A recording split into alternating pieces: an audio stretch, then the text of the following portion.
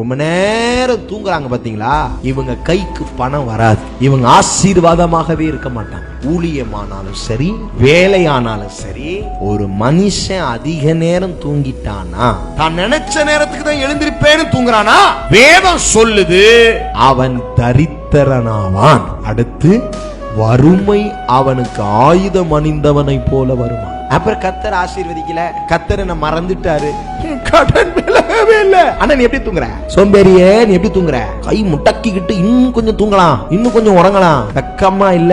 உனக்கு உடையே என்ன தெரியுமா? வறுமை. ஊழியத்துல ஓடணும், ஊழியத்துக்கு வந்து முழு நேர ஊழியத்துக்கு வந்து 3 நேரமா தூங்க கூடாது. சூரியன் வந்து இரவு தாண்டி திரும்பி ஒரு சூரியன் வந்துருச்சு, அப்பதான் எழுந்திருச்சு, ஆமென், காலையில எழுந்து விட்டேன். தரித்திரம். சில பெண் பிள்ளைகள் பாருங்க, நான் வந்து ஹவுஸ் வைஃப், தூங்கி அவங்க இஷ்டம் போல ஏஞ்சி அவங்க வாழ்க்கை தான், அவங்க தான் ராஜா, அவங்க தான் மந்திரி. கேட்கிற மாமியார் இருந்தா மாமியாரையும் துரத்து வீட்டை விட்டு, கேட்கிற மாமனார் இருந்தா எனக்கு மாமனாரையும் வரட்டு. புருஷன் வந்தோன்னு மூஞ்சி இப்படி வச்சுக்கிறது. ஏன் என்ன பண்ணாங்க? ஏண்டி தூங்குறேன்னு கேக்குறாங்க. அடிப்பாவி, அதை கேட்டது தப்பா? ஆமா தப்பு. அந்த ஆளை வெளியாக்கு, தப்பா எடுத்துக்காதீங்க.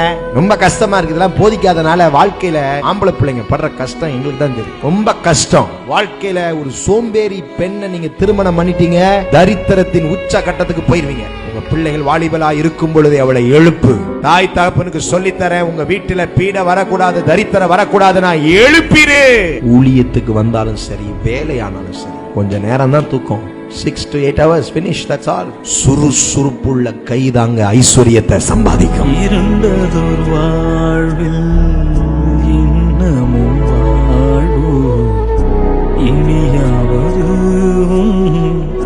திருமுகம் காண, நாதாவும் ஸ்நேகம் பெருகட்டும் என்னில், நாதாவும் ஸ்நேகம் பெருகட்டும் என்னில், என்னை காணுவோர் உம்மை காணட்டும்.